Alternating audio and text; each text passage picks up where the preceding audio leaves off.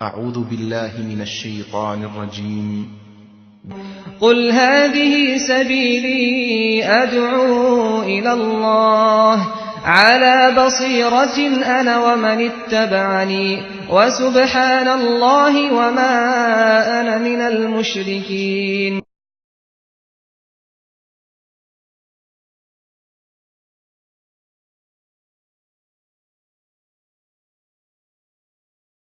السلام عليكم ورحمة الله وبركاته. الحمد لله رب العالمين والصلاة والسلام على سيد الأنبياء والمرسلين نبينا محمد وعلى آله وصحبه أجمعين ومن تبعهم بإحسان إلى يوم الدين. قرآن کریم کا 9واں جز 9واں پارہ آج ہم نے تراویح میں سنا، جس کی ابتدا شعیب علیہ السلام کے قوم اور ان کے درمیان جو بات چیت ہوئی اس کا تسلسل اس کی ابتدا ہوتی ہے، اور ان قوموں کے عذاب کا ذکر کرنے کے بعد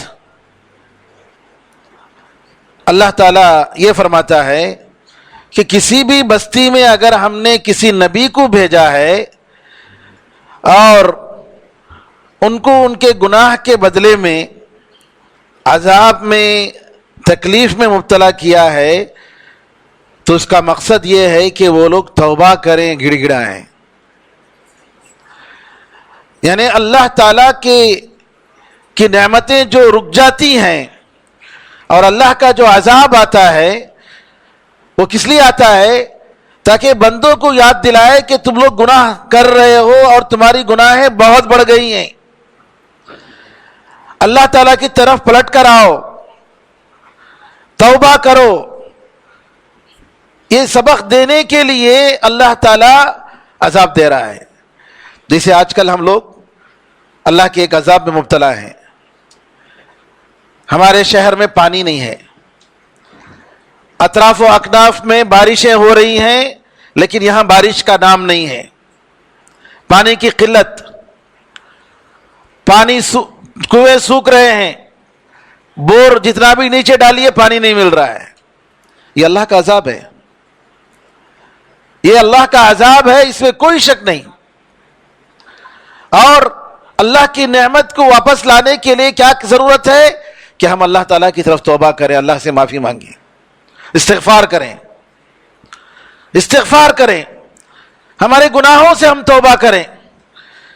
یہ پانی کی نعمت سے اگر ہم محروم ہیں آج، تو اس کا ایک واحد مقصد یہ کہ ہماری گناہیں ہیں.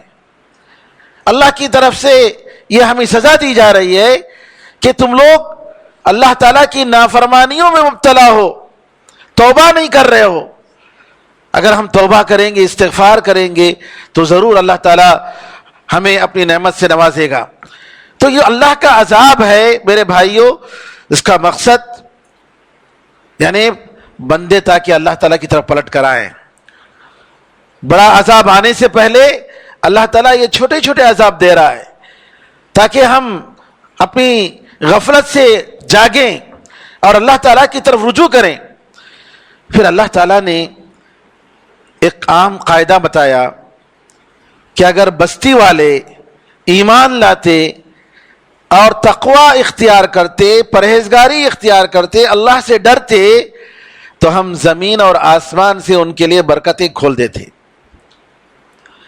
لیکن کیا ہو رہا ہے؟ یہ گناہ کر رہے ہیں، جھٹلا رہے ہیں، تو ان کے گناہ کے بدلے میں ہم ان کو پکڑ رہے ہیں. اللہ تعالیٰ نے اسی طریقے سے دوسری جگہ بھی فرمایا وَلَوْ أَنَّ أَهْلَ الْكِتَابِ آمَنُوا وَاتَّقَوْا، اگر اہل کتاب ایمان لاتے اور تقوی اختیار کرتے، اللہ سے ڈرتے، تو ہم آسمان و زمین سے برکتیں ان کے لیے کھول دیتے. پھر اللہ تعالیٰ پوچھ رہا ہے کیا بستی والوں کو ڈر نہیں ہے؟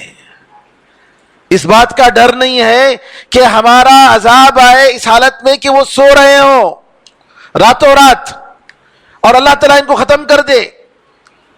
کیا بستی والوں کو اس بات کا ڈر نہیں ہے، خطرہ نہیں ہے کہ ہمارا عذاب اس حالت میں آئے جب وہ لوگ کھیل رہے ہوں صبح کے وقت میں، چاشت کے وقت میں؟ کیا یہ لوگ اللہ تعالیٰ کے عذاب سے بے خوف ہو گئے ہیں؟ اللہ کے عذاب سے بے خوف ہونے والے، نقصان اٹھانے والے ہیں۔ یعنی مومن ہمیشہ اپنے گناہوں سے ڈرتا ہے۔ سلف کے بارے میں کہا گیا کہ یہ لوگ نیک عمل بھی کرتے تھے اور پھر اللہ سے ڈرتے بھی تھے کہ کہیں اللہ تعالی ہمارے عمل کو قبول نہ کرے۔ عائشہ رضی اللہ عنہ پوچھتی ہیں قرآن کریم کی آیت کے بارے میں، وَيُؤْتُونَ مَا آتَوْا وَقُلُوبُهُمْ وَجِلَةٌ أَنَّهُمْ إِلَىٰ رَبِّهِمْ رَاجِعُونَ، کہ یہ جو بھی عمل کرتے ہیں، اچھا عمل، اس حالت میں کرتے ہیں کہ یہ لوگ ڈر رہے ہیں اور یہ کہ ان کی طرف، اللہ کی طرف پلٹ کر جانے والے ہیں۔ عائشہ رضی اللہ عنہا نے نبی کریم صلی اللہ علیہ وسلم سے پوچھا کہ اللہ کے رسول، یہ لوگ جن کا ذکر اس آیت میں ہوا ہے، وَيُؤْتُونَ مَا آتَوْا، یعنی وَيَفْعَلُونَ مَا يَفْعَلُونَ، یہ جو بھی کام کرتے ہیں، کیا یہ لوگ شراب پینے والے، زنا کرنے والے، چوری کرنے والے، گناہ کرنے والے، یہ لوگ مراد ہیں؟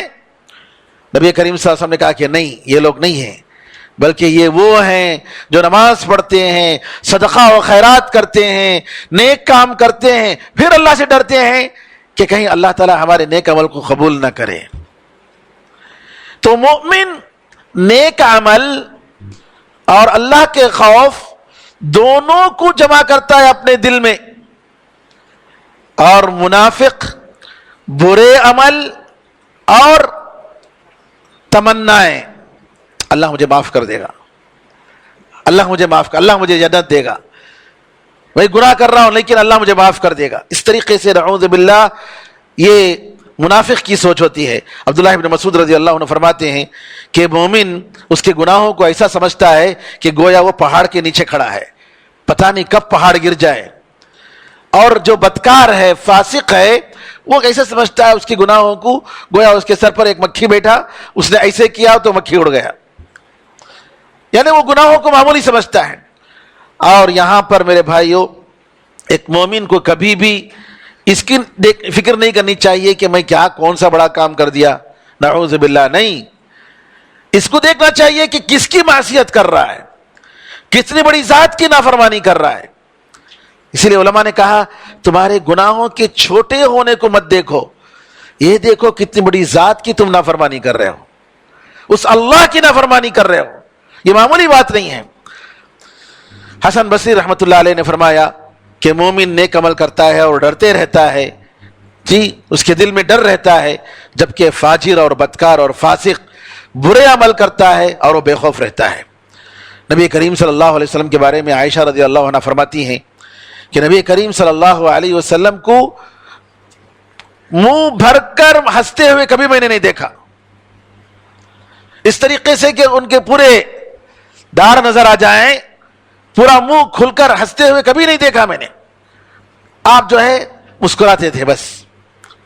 اور جب کبھی بادل دیکھتے تو جو ہے نبی کریم صلی اللہ علیہ وسلم کے چہرے پر جی غم کے آثار آ جاتے، پریشان ہو جاتے، پتہ نہیں کیا ہو جائے۔ نبی کریم صلی اللہ علیہ وسلم سے عائشہ کہتی ہیں اللہ کے رسول، لوگ بادل کو دیکھ کر خوش ہوتے ہیں اور آپ بادل کو دیکھ کر میں دیکھتی ہوں کہ آپ پسند نہیں کرتے ہیں اور آپ جو ہے پریشان ہو جاتے ہیں۔ تو نبی کریم صلی اللہ علیہ وسلم نے فرمایا عائشہ مجھے کیا معلوم کہ جو بادل آ رہا ہے اس میں کوئی آندھی ہو، اس میں کوئی عذاب ہو، جیسا کہ قوم عاد کو آیا تھا، وہ لوگ سمجھ رہے تھے کہ یہ بادل جو ہمیں برسائے گی، جبکہ اس بادل میں عذاب تھا۔ مجھے کیا معلوم، جب تک بارش نہیں ہو جاتی نبی کریم صلی اللہ علیہ وسلم اس وقت تک پریشان حالت میں رہتے، اور جب بارش ہو جاتی تب آپ کو اطمینان ہوتا، تب آپ خوش ہوتے۔ اور نبی کریم صلی اللہ علیہ وسلم دعا مانگتے تھے، اے اللہ جو ہوا آ رہی ہے اس ہوا کا خیر اور اس میں جو بھلائی ہے وہ ہمیں عطا فرما، اور اس میں جو برائی ہے اس سے ہمیں بچا لے۔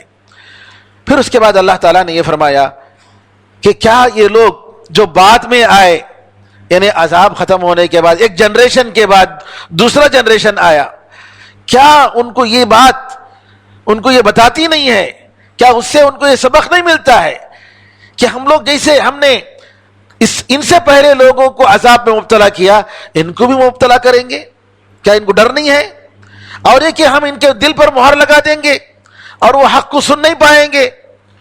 تو یہاں پر اللہ تعالیٰ یہ کہتا ہے کہ ہمارے گناہوں کی اور نافرمانی کی وجہ سے کیا ہوتا ہے، انسان کے دل پر زنگ چڑھ جاتا ہے.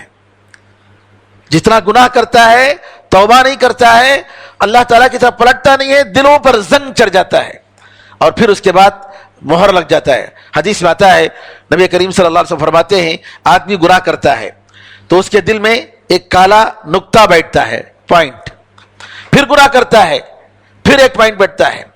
اور اگر وہ توبہ کرتا ہے تو اس پوائنٹ کو جو ہے ہٹا دیا جاتا ہے، دھو دیا جاتا ہے، صاف ہو جاتا ہے. توبہ کرتا ہے.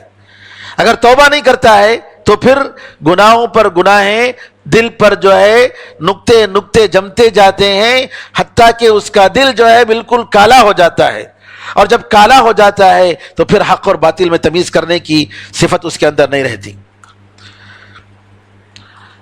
اس کے بعد اللہ تعالیٰ نے موسیٰ علیہ السلام اور فرعون کا واقعہ تفصیل سے ذکر فرمایا، اور موسیٰ علیہ السلام کی دعوت کہ موسیٰ علیہ السلام نے کہا، اے فرعون، میں رب العالمین کی طرف سے میں رسول ہوں اور میں اللہ تعالیٰ پر جھوٹ نہیں بولنے والا ہوں، میں کھلی نشانی لے کر تمہارے پاس آیا ہوں، بنو اسرائیل کو تم میرے ساتھ بھیجو. اس نے کہا کہ نشانی بتاؤ. تو موسیٰ علیہ السلام نے لاٹھی ڈالی تو جو ہے ایک سانپ بن گیا، اور اپنے ہاتھ کو اپنے گریبان سے نکالا تو جو ہے ہاتھ چمکتا رہا. تو اس نے کہا کہ یہ بڑا جادوگر ہے بھائی. یہ فرعون نے کہا اپنے لوگوں سے، یہ بڑا جادوگر ہے اور یہ چاہتا ہے کہ تمہیں یہاں سے نکالے. لوگوں نے کہا کہ چلو موقع دیتے ہیں اور بستی کے ملک کے بڑے بڑے جادوگروں کو ہم بلاتے ہیں. اتفاق ہوا، عید کے دن مقابلہ ہوگا جادوگروں کے درمیان اور موسیٰ علیہ السلام کے درمیان. بڑے بڑے جادوگروں کو جمع کیا گیا. جادوگروں نے کہا اگر ہم جیت جاتے ہیں تو کیا ہمیں کچھ ریوارڈ ملے گا؟ کہا کہ بالکل ملے گا، تم لوگ ہمارے مقرب جو بڑے بڑے بڑے منسٹر اور بڑے بڑے قریب لوگ جو ہیں ان کے مقرب ترین بندوں میں تم بن جاؤ گے. اس کے بعد جب آمنا سامنا ہوا، موسیٰ علیہ السلام سے انہوں نے کہا کہ جو ہے ہم اپنا کرتب دکھائیں کہ تم دکھائیں گے جی. تو موسیٰ علیہ السلام نے کہا کہ ڈالو جو ڈالنا ہے، جو کرنا ہے کرو. انہوں نے ان کی رسیاں اور لاٹھیاں ڈالی. اللہ تعالیٰ کہتا ہے جب انہوں نے ڈالا تو لوگوں کے آنکھوں کو انہوں نے جادو کر دیا اور لوگوں کے دلوں میں انہوں نے ڈر پیدا کر دیا، اور ایک بہت بڑا جادو انہوں نے کر کے بتایا. یہاں میں ایک بات بتانا چاہتا ہوں، آج ہمارے صوبے میں کچھ معتزلہ جو پرانے زمانے کے تھے، جو تابعین کے زمانے میں آئے، عقل پرست، قرآن اور حدیث کی باتوں کو قبول نہیں کرتے. ان کی عقل قبول کرتی تو لیتے ہیں ورنہ ریجیکٹ کر دیتے ہیں. اس قسم کے لوگ ہمارے صوبے میں ہیں اور ہر جگہ رہتے ہیں، لیکن ہمارے صوبے کے لوگ تو جو ہے کچھ ذرا زیادہ ہی دعویٰ کرتے ہیں کہ ہم لوگ جتنا دین کو سمجھے ہیں صحابہ بھی نہیں سمجھے.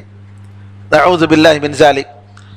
صحابہ نہیں سمجھے کا مطلب یہ ہوا جیسا کہ ابو زرع نے کہا کہ یہ لوگ جو ہے صحابہ کے بارے میں نہیں کلام کرتے ہیں، ان کے استاد نبی کریم صلی اللہ علیہ وسلم کے بارے میں کلام کرتے ہیں. یہ لوگ نبی کریم صلی اللہ علیہ وسلم پر جو ہے طعن کر رہے ہیں. یہ معمولی بات نہیں ہے کہ صحابہ کے بارے میں یہ کہیں کہ انہوں نے دین کو نہیں سمجھا ہے. اور 1400 سال کے بعد دین کو صحیح طریقے سے سمجھنے والا پیدا ہوا کہاں پر؟ انڈیا کے تمل ناڈو کے صوبے میں، جہاں تمل آتی ہے، اردو بھی نہیں آتی، عربی بھی نہیں آتی، قرآن پڑھنا بھی صحیح نہیں آتا. نعوذ باللہ من ذالک. ان کا دعویٰ ہے ان لوگوں کا جادو کی کوئی ریالٹی نہیں ہے، جادو کی کوئی حقیقت نہیں ہے، جادو نام کا کچھ ہے ہی نہیں، یہ ان کا خیال ہے. اور یہ لوگ عائشہ رضی اللہ تعالیٰ عنہ کی جو حدیث صحیح بخاری اور مسلم میں آتی ہے کہ لبید بن اعصم یہودی نے نبی کریم صلی اللہ علیہ وسلم کو جادو کیا، اور نبی کریم صلی اللہ علیہ وسلم کو ایسا لگتا تھا کہ وہ گھر آ رہے ہیں، حالانکہ نہیں آئے. کچھ کام کر رہے ہیں لیکن نہیں کر رہے. پھر اس کے بعد نبی کریم صلی اللہ علیہ وسلم کے پاس 2 فرشتے آئے. یہ چند دنوں تک یہ سلسلہ رہا. نبی کریم صلی اللہ علیہ وسلم لیٹے ہوئے تھے. ایک نے کہا کہ ان کو کیا ہو گیا ہے؟ کہا کہ ان کو جادو ہو گیا ہے. دوسرے نے کہا کس نے جادو کیا؟ کہا فلاں لبید بن عاصم یہودی نے جادو کیا. پھر کہا کس میں جادو کیا؟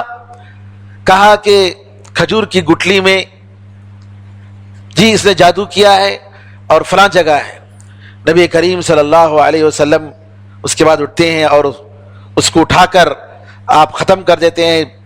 اور اسی مناسبت سے دوسری روایتوں میں آتا ہے قل اعوذ برب الفلق اور قل اعوذ برب الناس 2 سورتیں اتاری گئیں اور ایک ایک آیت جیسے پڑھتے گئے نبی کریم صلی اللہ علیہ وسلم سے جادو کا اثر ختم ہوتا گیا اور نبی کریم صلی اللہ علیہ وسلم بالکل شفایاب ہو گئے.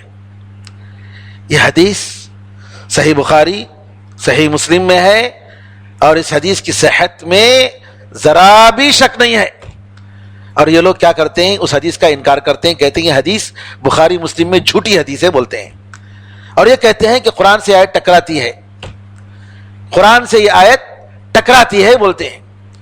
اور ٹکرانے کے لیے یہ جو آیت پیش کرتے ہیں, کفار مکہ نبی کریم صلی اللہ علیہ وسلم کو یہ کہتے تھے کہ آپ تو ایک جادو زدہ آدمی ہیں, یعنی الا رجلا مسحورا, آپ پر جادو کا اثر ہو گیا ہے, اس کی وجہ سے آپ نیا دین لائے ہیں. کفار قریش نے یہ بات کہی کہ آپ جو نیا دین لا رہے ہیں اور یہ کہہ رہے ہیں کہ مجھ پر وحی ہو رہی ہے اور یہ کہ اللہ ایک ہے اور جتنے خدا سب جھوٹے ہیں, یہ جادو کے اثر کی وجہ سے کہہ رہے ہیں. کون؟ قرآن کریم کی آیت کفار مکہ کی طرف سے نقل کیا اور یہ لوگ کہہ رہے ہیں کہ قرآن کی آیت اور حدیث دونوں ٹکرا رہی ہے. حالانکہ قرآن کی آیت اس کا ٹاپک ہی الگ ہے اور حدیث یہ نبی کریم صلی اللہ علیہ وسلم کے معجزات میں سے ایک معجزہ ہے. سنیے میں بتاتا ہوں کیسے. قرآن کریم کی جو آیت ہے, کفار مکہ نے کہا ان تتبعون الا رجلا مسحورا, اے مسلمانوں تم ایک جادو سے متاثر انسان کی پیروی کر رہے ہو. یعنی دین کو انہوں نے کہا یہ نیا دین جو آیا ہے جادو کے اثر سے ہے. اسلام کو انہوں نے کہا, قرآن کو انہوں نے کہا کہ جادو کے اثر سے ہے, جبکہ نعوذ باللہ یہ اللہ کی وحی ہے. نبی کریم صلی اللہ علیہ وسلم سچے رسول ہیں. اگر جادو کے اثر سے ہوتا تو کوئی دوسرا انسان بھی ایسا کلام پیش کر سکتا تھا, لیکن نہیں ہوا. حدیث کیا کہہ رہی ہے؟ نبی کریم صلی اللہ علیہ وسلم پر جادو کا اثر ہوا اور یہودیوں نے سب سے اچھا جو ماہر جادوگر تھا اس کو پکڑا. اس نے کہا دیکھو میں یہ جادو کرتا ہوں, اگر یہ جھوٹا نبی ہے تو مر جائے گا. لبید نے کہا اگر یہ جھوٹا نبی ہے یہ جادو اتنا پاورفل ہے کہ یہ مر جائے گا, اور اگر جھوٹا نبی نہیں ہے سچا نبی ہے تھوڑا اس پر اثر ہوگا. نبی کریم صلی اللہ علیہ وسلم کے بارے میں جو روایتیں آئی ہیں وہ ہرگز ان روایتوں میں یہ نہیں ہے کہ جادو کی وجہ سے نبی کریم صلی اللہ علیہ وسلم نے 2 رکعت کی نماز 3 رکعت پڑھی ہو, حلال کو کبھی حرام کہا ہو. آپ کے دین پر کوئی اثر نہیں ہوا. آپ ایک انسان تھے. جیسے خیبر میں ایک یہودی عورت نے نبی کریم صلی اللہ علیہ وسلم کے لیے جو بکری کا ہاتھ کا گوشت پیش کیا گیا تھا, اور اس عورت کو معلوم تھا کہ نبی کریم صلی اللہ علیہ وسلم کو بکری کا ہاتھ کا گوشت زیادہ پسند ہے, اس میں اس نے زہر ڈال دیا تھا. اللہ کے نبی تھے, اللہ نے بچا لیا, لیکن زہر کا اثر موجود تھا. نبی کریم صلی اللہ علیہ وسلم سکرات کی حالت میں کہتے ہیں کہ میں زہر کا اثر محسوس کر رہا ہوں اور اب میری رگ کے کٹنے کا وقت آ گیا ہے زہر کی وجہ سے. اسی لیے علماء نے کہا نبی کریم صلی اللہ علیہ وسلم بھی شہید ہیں. آپ کے ساتھ ایک اور صحابی عباد بن بشر رضی اللہ عنہ، وہ بھی جو ہے کھائے تھے، فوراً مر گئے۔ نبی کریم صلی اللہ علیہ وسلم انسان تھے، جنگ خندق کے موقع پر تلوار سے، خنجر سے آپ کو مارا گیا، خون نکلا، تو انسان ہونے کے ناطے نبی کریم صلی اللہ علیہ وسلم کے جسم پر تھوڑا سا اثر ہوا، اور آپ کے دین پر اور آپ کی دعوت پر ذرا برابر بھی اثر نہیں ہوا، ہرگز اثر نہیں ہوا۔ اور کمال کی بات یہ ہے، قرآن کریم میں موسیٰ علیہ السلام کے بارے میں جہاں پر بعض جگہ میں یخیل الیہ من سحرہم انہا تسعی کا لفظ آیا ہے، یخیل یعنی موسیٰ علیہ السلام کو ایسا خیال آیا ان کے جادو کی وجہ سے کہ یہ سانپ دوڑ رہے ہیں، سانپ ہیں، خیال کا لفظ قرآن نے استعمال کیا ہے۔ اور یہی لفظ ام المؤمنین عائشہ رضی اللہ تعالی عنہا اس حدیث کے بارے میں نقل کرتے ہوئے فرماتی ہیں کہ یخیل الیہ، نبی کریم صلی اللہ علیہ وسلم کو ایسا خیال آتا تھا کہ آپ گھر آتے تھے، حالانکہ آپ گھر نہیں آئے۔ سبحان اللہ۔ قرآن میں جو لفظ، علماء نے کہا کہ جادو کی بہت ساری قسمیں ہیں، اس جادو کا نام ہے سحر التخیل، کہ انسان کے خیال پر جادو کر دیا جائے، انسان کے خیال پر۔ قرآن میں جو ذکر ہے وہی حدیث میں بھی ذکر ہے۔ میں ان لوگوں سے کہتا ہوں، اس حدیث کو جھٹلاتے ہو تو قرآن کی آیت کو بھی جھٹلاؤ، قرآن کی آیت کو بھی جھٹلاؤ، اس کا بھی انکار کرو، کیونکہ دونوں ایک ہی لفظ استعمال کیے ہیں، یخیل، خیال آتا ہے۔ تو بہرحال میرے بزرگوں، نبی کریم صلی اللہ علیہ وسلم کو اللہ نے بچایا کیونکہ آپ سچے نبی تھے، اور یہ نبوت کی سچی علامتوں میں سے ایک علامت ہے۔ جیسے زہر کھا کر بھی نبی کریم صلی اللہ علیہ وسلم بچ گئے، اللہ نے آپ کو بچایا، اور زہر کی وجہ سے آپ اس وقت نہیں مرے، اللہ نے بچایا ان کو، اور جب ان کو مرنا تھا اسی وقت اللہ تعالیٰ نے ان کو موت دی۔ تو یہاں پر جادو کے بارے میں قرآن کریم کی یہ آیت اور سورہ بقرہ کی 102 آیت نمبر 102، جس میں اللہ نے کہا کہ شیاطین نے کفر کیا، سلیمان علیہ السلام نے کفر نہیں کیا، اس میں تقریباً 14-15 دلیلیں ہیں کہ جادو کی ریالٹی ہے۔ اللہ تعالیٰ چاہے تو اس سے نقصان پہنچ سکتا ہے، اللہ کی مشیت پر۔ قرآن میں اللہ نے فرمایا سورہ بقرہ آیت نمبر 102 میں، وَمَا هُمْ بِضَارِّينَ بِهِ مِنْ أَحَدٍ إِلَّا بِإِذْنِ اللَّهِ، یہ لوگ جادو کے ذریعے کسی کو نقصان پہنچانے والے نہیں ہیں، اللہ یہ کہ اللہ کی اجازت ہو، اللہ تعالیٰ کی مشیت ہو۔ اللہ نے یہ بھی کہا يُفَرِّقُونَ يَتَعَلَّمُونَ مِنْهُمَا مَا يُفَرِّقُونَ بِهِ بَيْنَ الْمَرْءِ وَزَوْجِهِ، جو لوگ جادو یعنی ہاروت اور ماروت دو فرشتوں سے ایسی چیزیں سیکھتے تھے جس کے ذریعے میاں بیوی کے درمیان پھوٹ ڈالتے ہیں، جدائی ڈالتے ہیں۔ ایک شوہر بیوی سے بہت محبت کرتا ہے، جادوگروں کے پاس جاتے ہیں اور جادو کا کام کرتے ہیں، اور وہ نفرت کرنے لگتا ہے، شوہر بیوی سے نفرت، بیوی شوہر سے نفرت، اس قسم کی چیزیں، نعوذ باللہ۔ یہ ساری چیزیں اللہ نے کہا کہ اللہ کی مشیت ہو تو یہ ہوگا، ورنہ نہیں ہوگا۔ تو یہاں پر سوال یہ ہے کہ اللہ تعالیٰ کہہ رہا ہے کہ یہ لوگوں کی آنکھوں کو انہوں نے جادو کر دیا، ڈر پیدا کر دیا، موسیٰ علیہ السلام ڈرنے لگے۔ اگر جادو کی کوئی بھی حقیقت نہیں ہے تو اللہ تعالیٰ کیوں کہہ رہا ہے کہ جادو انہوں نے لوگوں کے آنکھوں کو جادو کر دیا، ڈر پیدا کر دیا؟ بہرحال یہ بتانا چاہتا ہوں کہ قرآن اور حدیث کی جو بھی باتیں ہیں اس کو ماننا چاہیے، اس کو ہرگز انکار نہیں کرنا چاہیے۔ یہ سب غیب کی چیزیں ہیں، غیب، انسین، اور انسین جو بھی قرآن و حدیث میں جو باتیں آتی ہیں ان کو یقین کرنا چاہیے۔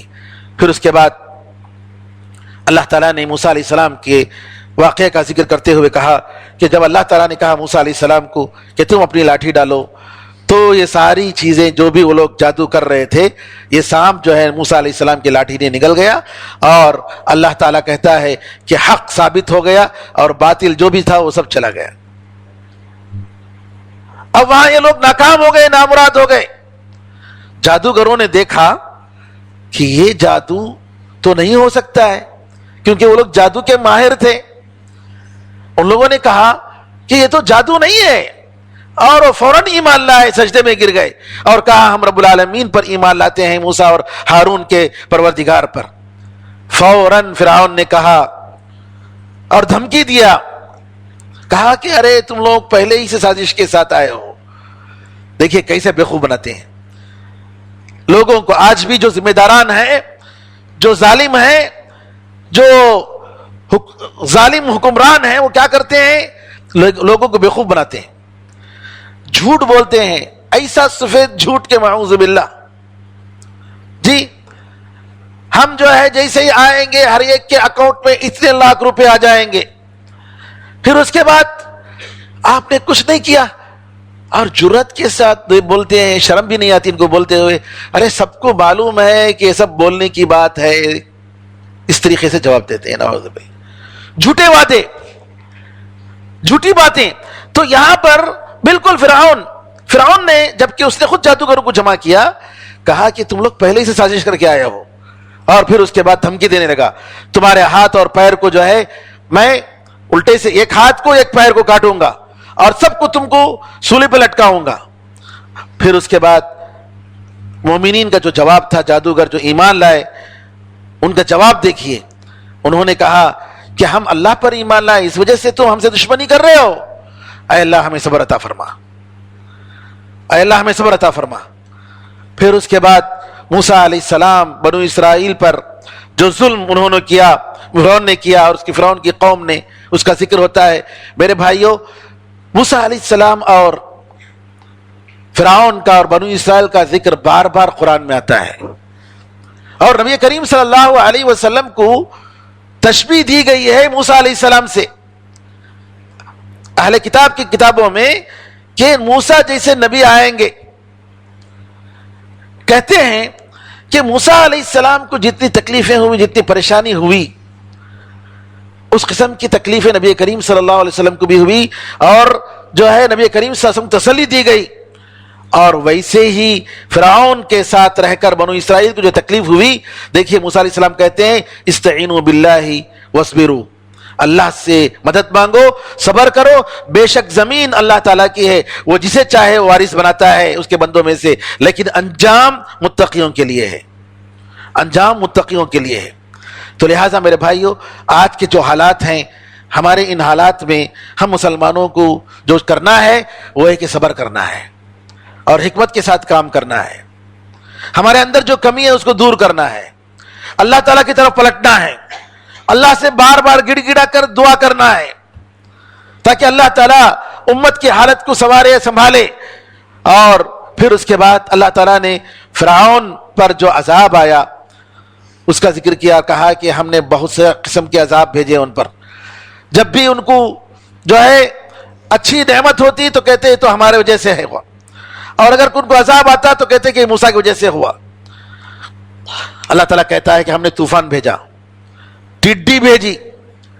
ٹڈی معلوم ہے، یعنی جب کھیتوں میں، جب کسی کھیت میں جب آتے ہیں، ان کا جو جھنڈ کی شکل میں فوج در فوج آتے ہیں، پوری کی پوری کھیت منٹوں میں چٹ، اور اس کے بعد کیا ہے، لوگوں کو کھانے کے لیے کچھ نہیں، عذاب اللہ تعالیٰ کا۔ اور اللہ تعالیٰ نے عذاب میں سے جوں سروں پر جوں بھر بھر کر، اور اس طریقے سے مینڈک جہاں دیکھے وہاں سے مینڈک نکل رہے ہیں، برتن میں کوئی چیز رکھا تو پانی کی شکل میں، خون کی شکل میں بدل گیا۔ اس قسم کے بہت سارے ان کو جو ہے، ان کو توبہ کے لیے، تاکہ ان کو توبہ کی توفیق ہو، ایمان لائے۔ جب کچھ عذاب آتا تو موسیٰ سے کہتے کہ موسیٰ دعا کرو، ہم ایمان لا لیں گے، اور موسیٰ علیہ السلام دعا کرتے تو پھر واپس اپنی شرارت کرتے۔ پھر اللہ تعالیٰ نے آخر فرعون کو سمندر میں ڈبویا، اور اللہ تعالیٰ نے بنو اسرائیل کو بچایا، اور فرعون کو ایک عبرت کے طور پر بنا دیا۔ اللہ تعالیٰ کہتا ہے اس کے بعد کہ ہم نے بنو اسرائیل کو سمندر پار کروایا، تو جب جا رہے تھے تو کچھ ایسے لوگوں کے پر گزر ہوا جو بتوں کی عبادت کر رہے تھے۔ بنو اسرائیل نے کہا موسیٰ ہمیں بھی، ہمارے لیے بھی ایک بت بنا دو، تاکہ ہم بھی جو ہے اس کی عبادت کریں، یعنی ہمارے خدا کی مورتی بنا دو۔ ہمارے خدا کی مورتی بنا دو. موسیٰ علیہ السلام نے کہا کہ تم جاہل قوم ہو، انکم قوم تجہلون. آدمی کتنا بڑا عالم ہو جائے، بڑا ڈاکٹر ہو، انجینئر ہو جائے، سائنسدان ہو جائے، اپنے رب کو اگر نہیں پہچانتا ہے تو جاہل ہے. اپنے رب کو نہیں پہچانتا ہے تو وہ جاہل ہے. یہ جو آپ دیکھ رہے ہیں، نبی کریم صلی اللہ علیہ وسلم کے زمانے میں بھی ایسا واقعہ ہوا. غزوہ حنین سن 9 ہجری میں ہوئی جنگ، اور اس جنگ میں فتح مکہ میں جو مسلمان ہوئے تھے نئے نئے 1 سال پہلے سن 8 ہجری میں، کچھ مسلمان تھے، 7 شریک تھے.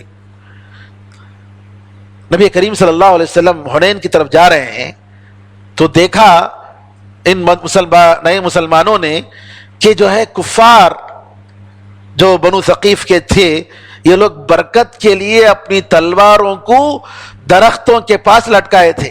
پیپل کا ایک درخت تھا، اس درخت کے پاس جو ہے برکت کے لیے لٹکائے تھے. تو ان میں سے نئے صحابہ نے کہا یا رسول اللہ ہمیں بھی کوئی درخت بتائیے، ہم بھی برکت کے لیے اپنے اسلحہ کو تلوار کو رکھیں گے نا.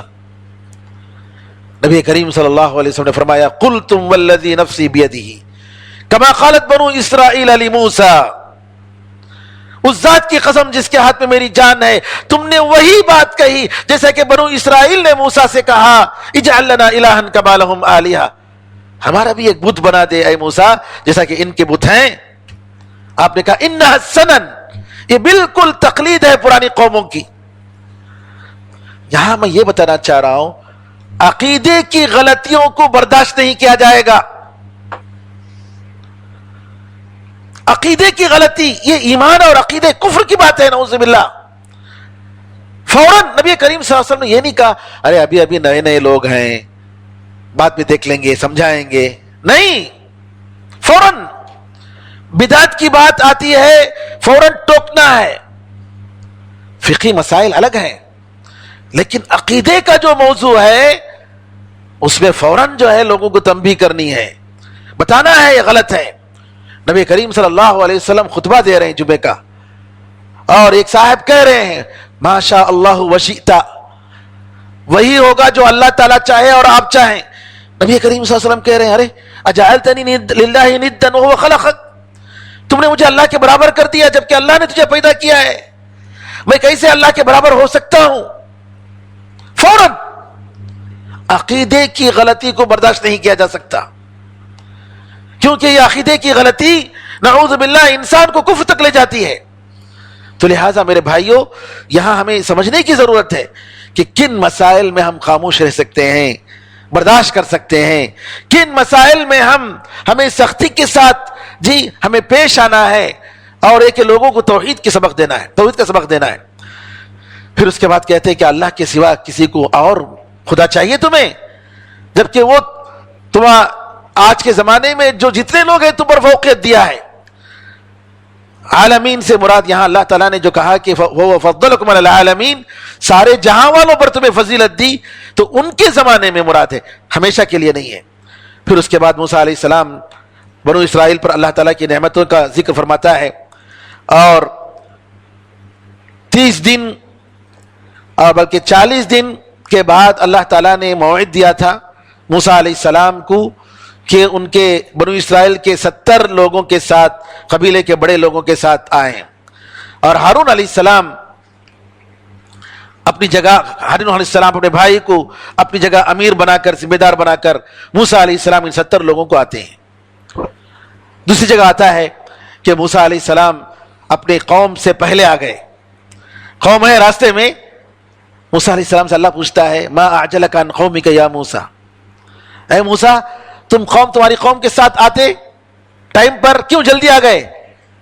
موسیٰ علیہ السلام نے کہا عجلت الیک ربی لترضی، اے اللہ میں تیرے پاس جلدی اس لیے آیا تاکہ تو راضی ہو جائے. علماء نے کہا اللہ تعالیٰ کی طرف قدم بڑھانے کے لیے جلدی کرنی چاہیے، نیک کاموں میں جلدی کرنی چاہیے، تاخیر نہیں کرنی چاہیے. موسیٰ علیہ السلام کہتے ہیں اللہ اس لیے میں جلد آ گیا تاکہ تو راضی ہو جائے. پھر اس کے بعد یہاں ان کے قوم کے طلب کرنے پر موسیٰ علیہ السلام کہتے ہیں اے اللہ ذرا تو مجھے بتا، میں تجھے دیکھنا چاہتا ہوں۔ اللہ تعالیٰ کہتا ہے کہ تم مجھے نہیں دیکھ سکتے، لیکن دیکھو پہاڑ کو، اگر میری تجلی کا ظہور ہو اور پہاڑ اپنی جگہ ثابت ہو تو تم دیکھ سکتے ہو، ورنہ تم دیکھ نہیں سکتے۔ اللہ کی تجلی ہوئی، تھوڑی سی تجلی ہوئی، پہاڑ چکنا چور ہو گیا، موسیٰ علیہ السلام بے ہوش ہو گئے، موسیٰ علیہ السلام بے ہوش ہو گئے۔ اور جیسے ہی موسیٰ علیہ السلام جاگے، اللہ سے کہا اللہ میں توبہ کرتا ہوں، میں معاف کرتا ہوں، اور تیری باتوں پر سب سے پہلے میں ایمان لاتا ہوں۔ اللہ تعالیٰ نے موسیٰ علیہ السلام سے وہاں جو ضروری باتیں تھیں وہ باتیں کی۔ اور یہاں ایک بات ہے کہ اللہ تعالیٰ فرماتا ہے کہ جب یہ لوگ ٹیڑے ہو گئے تو اللہ تعالیٰ نے ان کے دلوں کو ٹیڑھا کر دیا۔ اور اللہ تعالیٰ کی رؤیت کے بارے میں، رؤیت باری، اللہ تعالیٰ کا دیدار، اہل سنت و جماعت کا یہ ہمارا عقیدہ ہے کہ مومن جنت میں جانے کے بعد اللہ تعالیٰ کو قیامت کے دن دیکھیں گے، اور وہ نعمت اللہ تعالیٰ کا دیدار جنت سے بھی بڑھ کر ہوگی، وہ نعمت جنت کی نعمت سے بھی بڑی ہوگی۔ حدیث میں آتا ہے، صحابہ پوچھتے ہیں نبی کریم صلی اللہ علیہ وسلم سے کہ کیا ہم لوگ اپنے خدا کو دیکھیں گے؟ نبی کریم صلی اللہ علیہ وسلم نے فرمایا، کیا تم لوگ 14ویں چاند کو، جب چاند بالکل مکمل ہو دیکھنے میں اور بیچ میں بادل بھی نہیں ہے اس کے آڑے، دیکھنے میں تمہیں کوئی پریشانی ہوتی ہے؟ بھیڑ لگانی پڑتی ہے دیکھنے کے لیے؟ کہا کہ نہیں۔ کہا اسی طریقے سے تم اللہ تعالیٰ کو جنت پہ تم دیکھو گے۔ اور قرآن بھی دلیل ہے قرآن میں کہ جو ہے اللہ نے فرمایا وجوہ یومئذ ناظرہ الی ربہا ناظرہ، کچھ چہرے ہوں گے جو قیامت کے دن فریش ہوں گے، تر و تازہ ہوں گے، اور اللہ تعالیٰ کو دیکھ رہے ہوں گے۔ اور اسی طریقے سے اللہ نے قرآن میں فرمایا للذین احسنوا الحسنى وزیادہ، جن لوگوں نے اچھا عمل کیا ان کے لیے الحسنى، الحسنى سے مراد جنت، وزیادہ اور ایکسٹرا بھی ہے۔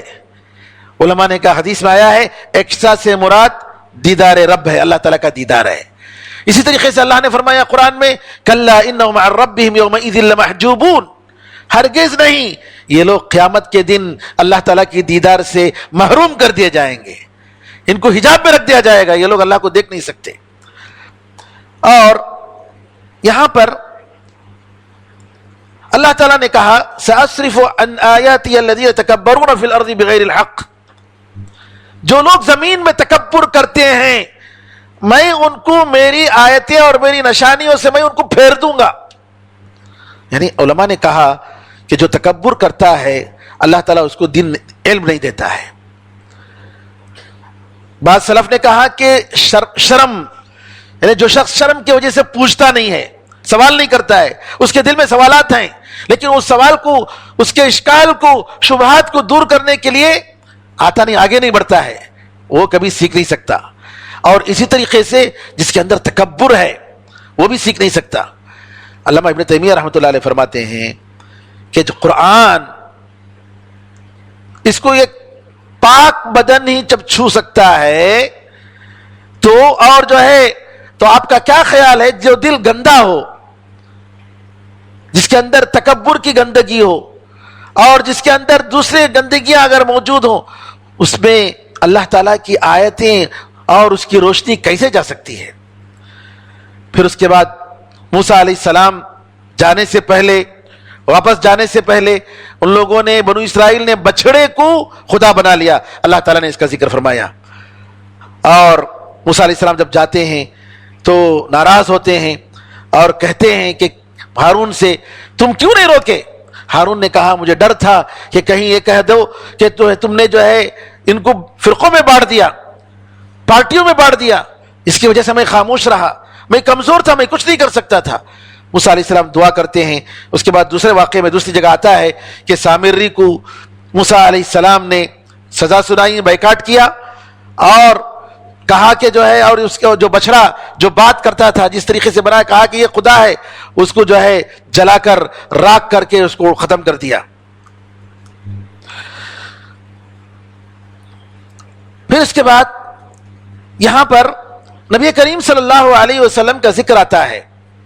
نبی کریم صلی اللہ علیہ وسلم کا ذکر آتے ہوئے اللہ تعالیٰ فرماتا ہے کہ میری رحمت سب کے لیے وسیع ہے، میں اس رحمت کو ان کے لیے لکھوں گا جو ڈر رہے ہیں اللہ تعالیٰ سے اور زکوٰۃ دے رہے ہیں، جو میری آیتوں پر ایمان لاتے ہیں، جو نبی امی کی پیروی کرتے ہیں، جس کو یہ لوگ اپنی کتاب میں تورات و انجیل میں لکھا ہوا پاتے ہیں، نیکی کا حکم دیں گے، برائی سے روکیں گے، پاک چیز کو حلال کریں گے، گندی چیز کو حرام کریں گے، اور جو بوجھ ان پر تھا اس کو یہ گرا دیں گے۔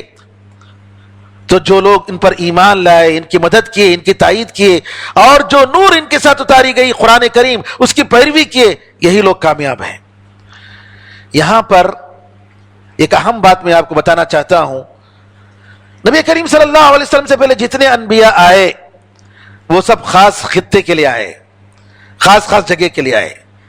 موسیٰ علیہ السلام بنو اسرائیل اور فرعون کے لیے آئے، جبکہ انہی کے وقت میں خضر علیہ السلام الگ نبی الگ نبی، ان کی شریعت بھی الگ، ان کا قانون بھی الگ اسی وقت، لیکن نبی کریم صلی اللہ علیہ وسلم ساری دنیا والوں کے لیے آئے ہیں۔ نبی کریم صلی اللہ علیہ وسلم کے بارے میں آپ سے پہلے سارے انبیاء نے آپ کے آنے کی خوشخبری دی ہے، بلکہ آسمانی کتابوں میں آپ کا ذکر موجود ہے، تورات میں موجود ہے، انجیل میں موجود ہے۔ تورات میں ہے کہ میں تمہارے جیسا ان کے بھائیوں کے درمیان ایک نبی کو میں کھڑاؤں گا اور میرے کلام کو اس کے منہ میں ڈالوں گا۔ نبی کریم صلی اللہ علیہ وسلم کے بارے میں اللہ نے فرمایا وَإِنَّهُ لَفِي زُبُرِ الْأَوَّلِينَ، یہ پرانے کی کتابوں میں نبی کا ذکر ہے، پرانی کتابوں میں نبی کا ذکر ہے۔ شیخ الاسلام تیمیہ رحمۃ اللہ علیہ فرماتے ہیں میں زبور کے بعض نسخوں میں نبی کریم صلی اللہ علیہ وسلم کا ذکر دیکھا۔ ابن تیمیہ رحمۃ اللہ علیہ فرماتے ہیں کہ میں نے زبور جو داؤد علیہ السلام کو دی گئی تھی اس میں نبی کریم صلی اللہ علیہ وسلم کا میں نے ذکر دیکھا۔ تو قرآن کریم میں باقاعدہ اس کا ذکر آیا ہے۔ اب یہاں پر ہم ایک نقطہ یہ ذکر کر رہے ہیں کہ ہندوؤں کے پاس جو مقدس کتاب مانی جاتی ہے، وید اور پران وغیرہ جو کتابیں ہیں، ان کتابوں میں بھی نبی کریم صلی اللہ علیہ وسلم کا ذکر ملتا ہے۔ یہ الگ بات ہے کہ ہم یہ نہیں کہہ سکتے کہ آسمانی کتابیں ہیں کہ نہیں کتابیں، اللہ جانتا ہے، کیونکہ اس کی کوئی ثبوت نہیں ہے۔ لیکن علماء نے، شیخ صفی الرحمن مبارک پوری رحمۃ اللہ علیہ جو سیرت کی سب سے مایہ ناز کتاب الرحیق المختوم کے جو آتھر ہیں، انہوں نے اور اسی طریقے سے دوسرے علماء نے ان کی کتابوں سے نکالا، کہا کہ نبی کریم صلی اللہ علیہ وسلم کا ذکر ان کی کتابوں میں موجود ہے۔ ندا اوستا میں نبی کریم صلی اللہ علیہ وسلم کا ذکر آتا ہے، کہتے ہیں کہ آپ کے بارے میں یہ کہا گیا کہ آپ رحمت للعالمین ہیں، سارے جہاں والوں کے لیے رحمت ہیں۔ اور یہ ان کا دشمن ان کا ایک ہوگا جس کا نام جو ہے ابو لہب ہوگا، اور وہ ایک اللہ کی طرف دعوت دے گا جس کے برابر کوئی نہیں، نہ اس کا پہلا ہے نہ اس کا آخر، نہ اس کا کوئی، نہ اس کا ساتھی ہے، نہ کوئی باپ ہے، نہ کوئی ماں ہے۔ جی اسی طریقے سے جو پارسی ہیں ایران کے زردشت، ان کی کتابوں میں بھی نبی کریم صلی اللہ علیہ وسلم کا ذکر ملتا ہے۔ اور ہندوؤں کی کتابوں میں وشیا پرانم میں یہ ہے کہ ایک نبی جو ہے بھیجا جائے گا جس کا نام محمد ہوگا۔ محمد کا مطلب یعنی محمد، یعنی جس کی تعریف کی جائے گی۔ اور ان کے ساتھیوں کے بارے میں ذکر کیا کہ وہ ختنہ کریں گے، اور وہ سر کے بعض بال کو مڑانے والے اور بعض بال کو بڑھانے والے نہیں ہوں گے، جیسا کہ آج کل اسٹائل چل رہا ہے کہ جو ہے بال یہاں کم کر دینے، بالکل ہی کم، اور اوپر کا بال چھتری کی طرح جو ہے رکھتے ہیں، یہ غلط طریقہ ہے۔ داڑھی کو بڑھائیں گے اور لوگوں کو بلائیں گے، اور اکثر جانوروں کو کھائیں گے سوائے سور کے۔ اتھر وید میں ذکر آیا ہے نبی کریم صلی اللہ علیہ وسلم کا، کہتے ہیں کہ لوگوں دیکھو، نراشنس یہ سنسکرت کا لفظ ہے، اس کا مطلب محمد، تعریف کیا ہوا، ان کی تعریف کی جائے گی، اور ان کے جو ہے بہت سارے دشمن ہوں گے، یہ اونٹ پر سواری کریں گے, ان کی 12 بیویاں ہوں گی. 11 بیویاں ہیں, لیکن بعض لوگوں نے ریحانہ جو نبی کریم صلی اللہ علیہ وسلم کی لونڈی تھی ان کے بارے میں کہا کہ نبی کریم صلی اللہ علیہ وسلم نے شادی کر لی ہے, اگر ان کو شامل کرتے تو 12 بیویاں ہوتی ہیں. اور نبی کریم صلی اللہ علیہ وسلم کے بارے میں, اے محمد تم دین کو پہنچاؤ جیسے پرندے جو ہے درخت پر جو ہے بیٹھ کر گاتے ہیں. اور اسی طریقے سے کئی جگہ پر کل کی قرآن میں بھی نبی کریم صلی اللہ علیہ وسلم کا بہت زیادہ ذکر آتا ہے. تو کہنے کا مطلب یہ ہے کہ آج ہمیں ضرورت ہے کہ ہندوؤں کو ہم بتائیں کہ یہ دین سب کا دین جو ہے ایک ہے, اسلام ہے. اور بعض علماء کا یہ خیال ہے کہ ہندو جو ہیں یہ نوح علیہ السلام کی قوم کے باقی لوگ ہیں, باقی ماندہ لوگ ہیں, کیونکہ نوح علیہ السلام کا ذکر ملتا ہے. منو جس کو کہتے ہیں یہ لوگ کہتے ہیں اس سے مراد نوح علیہ السلام ہے. بہرحال نبی کریم صلی اللہ علیہ وسلم کو یہاں اس کے بعد کہا گیا, کہہ دیجئے اے لوگوں میں اللہ تعالیٰ کا رسول ہوں سارے لوگوں کے پاس. تو نبی کریم صلی اللہ علیہ وسلم کو سارے لوگوں کی طرف, لوگوں کو اللہ کی طرف دعوت دینے کی کا حکم دیا گیا ہے. پھر اس کے بعد نبی کریم صلی اللہ علیہ وسلم موسیٰ علیہ السلام کا ذکر آتا ہے. اور موسیٰ علیہ السلام میں اصحاب سبت جو لوگ کچھ سمندر کے ساحل میں رہتے تھے, اور ہفتے کے دن ان یہودیوں کو کسی بھی دنیاوی کام کرنے سے روکا گیا تھا, لیکن یہ لوگوں نے ہیلہ بازی کی. کیا کرتے تھے یہ لوگ؟ جمعے کے دن جال ڈال کر آ جاتے, اور اللہ تعالیٰ آزمائش کے طور پر کیا کرتا کہ جو ہے ہفتے کے دن جو ہے مچھلیاں سامنے آتی, دوسرے دنوں میں سامنے نہیں آتی. اور صحابہ کے ساتھ بھی آزمائش ہوئی. صحابہ کو جب جو ہے احرام کی حالت میں شکار کرنے سے منع کیا گیا تو اللہ تعالیٰ نے کہا دیکھو کچھ شکار آئیں گے, تم لوگ احرام کی حالت میں, لیکن شکار نہیں کرنا, خشک جانوروں کا شکار نہیں کرنا. اور حدیثوں میں ابو قتادہ رضی اللہ تعالیٰ عنہ کا واقعہ بھی ملتا ہے. بہرحال یہودیوں کو جو ہے آزمایا گیا. اس میں کچھ لوگ یہ کام کرنے والے تھے, کچھ لوگ تھے ان لوگوں نے کہا کہ بھائی یہ جو کام کر رہے ہیں وہ غلط کام ہے, یہ نہیں کرنا چاہیے. تیسرے تھے ارے یہ لوگ سننے والے کہاں ہیں بھائی, چھوڑو ان کو. یعنی 3 قسم کے, ایک گناہ کرنے والے, ایک گناہوں سے روکنے والے یہ لوگ, تیسرے وہ لوگ جو گناہ نہیں کرتے تھے لیکن لوگوں کو روکتے بھی نہیں تھے. اللہ تعالیٰ نے کہا کہ اللہ کا عذاب آیا, اللہ تعالیٰ نے ان کو بندر کی شکل میں بدل دیا. کہتے ہیں کہ ایلا نامی جگہ میں یہ لوگ رہتے تھے, اور وہاں پر جو ہے یہ عذاب آیا اور بعد میں ان لوگوں کو ختم کر دیا گیا. یعنی امر بالمعروف اور نہی عن المنکر, نیکی کا حکم دینا, برائی سے روکنا, یہ ہم سب کا فرض ہے میرے بھائیوں. اگر ہم نہیں کریں گے تو حدیث میں آتا ہے کہ اگر نیکی کا حکم دینا چھوڑ دیتے ہیں, برائی سے روکنا چھوڑ دیتے ہیں, تو اللہ تعالیٰ ایسا عذاب بھیجتا ہے, پھر ہم دعا کریں گے تو اللہ تعالیٰ ہماری دعا قبول نہیں کرتا ہے. پھر اس کے بعد اللہ تعالیٰ نے آدم علیہ السلام کی اولاد کا ذکر فرمایا کہ آدم علیہ السلام کے اولاد سے, ان کی پیٹھ سے ہم نے ان کو نکالا اور ہم نے ان کو گواہ بنایا, ان پر گواہ بنایا. کہا کہ الست بربکم, کیا میں تم سب کا خدا نہیں ہوں, پروردگار نہیں ہوں؟ لوگوں نے کہا, سارے لوگوں نے کہا ہاں ہم مانتے ہیں اللہ تو ہمارا خدا ہے. اللہ نے کہا کہ قیامت کے دن یہ نہیں کہا کہ ہم نے نہیں کہا. تو یہاں اس آیت کے بارے میں علماء میں 2 رائے ہیں. بعض علماء نے کہا, اور اس کی روایتیں آئی ہیں, لیکن یہ روایتیں نبی کریم صلی اللہ علیہ وسلم سے ثابت نہیں ہیں, بلکہ عبداللہ ابن عباس اور عبداللہ ابن عمر رضی اللہ تعالیٰ کے بارے میں آیا ہے کہ انہوں نے کہا کہ نبی کریم یہ ازل میں, یعنی انسانوں کو پیدا کرنے سے پہلے اللہ تعالیٰ نے چھوٹی چھوٹی چونٹیوں کی شکل میں سارے انسانوں کو جمع کیا, چھوٹی چھوٹی چونٹی کی شکل میں, اور کہا کہ کیا میں تمہارا خدا نہیں ہوں؟ سب نے کہا کہ ہاں ہمارا خدا ہے. یعنی یہ جسے اللہ تعالیٰ کہہ رہا ہے ویسے یہ واقعہ پیش آیا.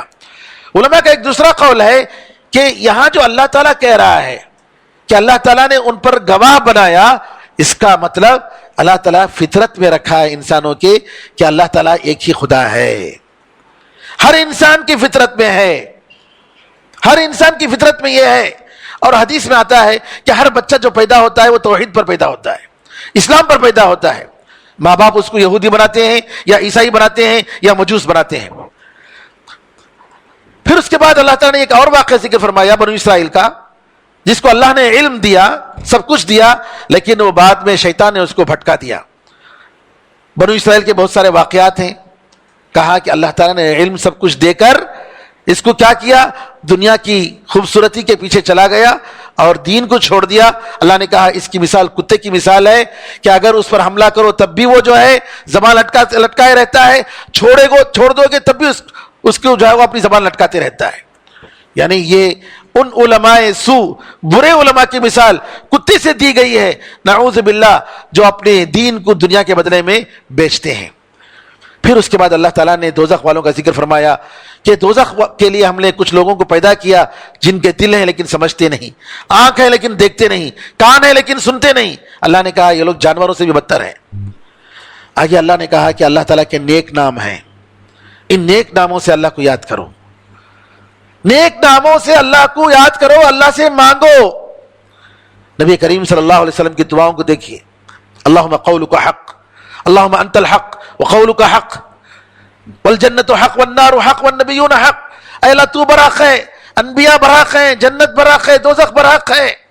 جی اللہ کی تعریف، اللہم انت الاول فلیس قبلک شیء، اللہ تو سب سے پہلے ہے، تجھ سے پہلا کوئی نہیں، تو سب سے آخر ہے، تیرے بعد کوئی نہیں۔ اس طریقے سے اللہ تعالیٰ کے نیک نام اور نیک صفات، اللہ کے اسماء حسنہ، ایک رمضان میں یہ درس ہونا چاہیے اسماء حسنہ کا۔ اللہ جزائے خیر دے، شیخ عبد الرزاق البدر العباد، انہوں نے مستقل کتابیں لکھی شرح اسماء حسنہ پر، اور بہت ساری کہ اللہ تعالیٰ کے ناموں کو سوچ کر غور و فکر کر کے اس کے مطابق ہمارے اندر اخلاق پیدا کرنا۔ پھر اللہ تعالیٰ نے کہا کہ یہ لوگ پوچھتے ہیں قیامت کب ہے، کہا اللہ کہہ دو کہ اس کا علم اللہ تعالیٰ کے پاس ہے۔ پھر اللہ نے فرمایا کہ کہہ دیجئے اے محمد میں اپنے نفس کا مالک نہیں ہوں، میں غیب کا علم نہیں جانتا ہوں، اور اگر غیب کا علم جانتا میں تو مجھے کوئی نقصان نہیں ہوتا، میں تو صرف ڈرانے والا ہوں، اللہ تعالیٰ کی بات کو پہنچاتا ہوں۔ تو یہاں پر انشاءاللہ ہم اگلے کسی درس میں بتائیں گے علم غیب کے بارے میں، کیونکہ جو حضرات بریلوی حضرات ہیں ان کا عقیدہ یہ ہے کہ نبی کریم صلی اللہ علیہ وسلم غیب کا علم رکھتے ہیں۔ نعوذ باللہ، صاف اللہ تعالیٰ کہہ رہا ہے کہ میں غیب کا علم نہیں جانتا، آپ بتا دیجئے۔ اور یہ لوگ کیا عقیدہ رکھتے ہیں کہ نبی کریم صلی اللہ علیہ وسلم کو غیب کا علم تھا۔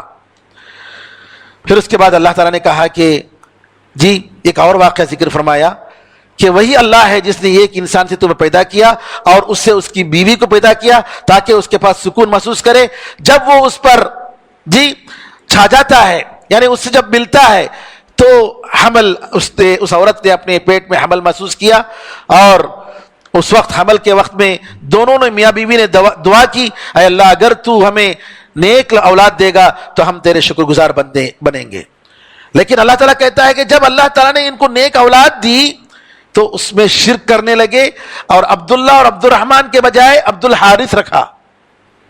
شیطان اصل میں کہتے ہیں ایک واقعہ ذکر کرتے ہیں، اور یہ بنو اسرائیل کا واقعہ ہے، جیسا کہ ابن کثیر نے کہا کہ جو ہے آدم علیہ السلام اور حوا علیہ السلام کے بارے میں جب ان کو بچے ہوتے تھے تو مر جاتے تھے، عبداللہ نام رکھا، عبد الرحمن رکھا، بچے مر جاتے تھے، شیطان مار دیتا تھا۔ شیطان نے کہا کر کہ تم عبداللہ عبد الرحمن کے بجائے عبد الحارث رکھو۔ حارث کا مطلب یعنی حارث کا مطلب کھیتی باڑی کرنے والا، اللہ کا نام نہیں، عبد الحارث رکھو تمہارا بچہ زندہ رہے گا۔ تو انہوں نے عبد الحارث رکھا۔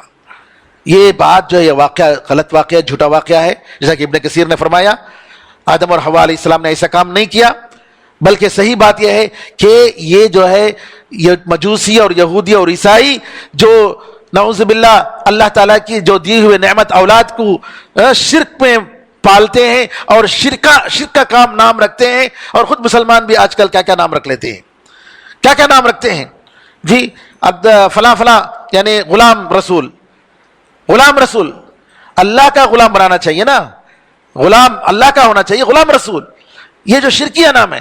تو ابن کثیر رحمۃ اللہ علیہ کہتے ہیں کہ صحیح بات یہ ہے کہ یہ آدم اور حوا علیہ السلام کے بارے میں نہیں ہے، بلکہ یہ یہودیوں اور عیسائیوں کے بارے میں، جن کے بارے میں نبی کریم صلی اللہ علیہ وسلم نے فرمایا کہ یہ لوگ اپنے بچوں کو جو ہے یہودی اور عیسائی بناتے ہیں۔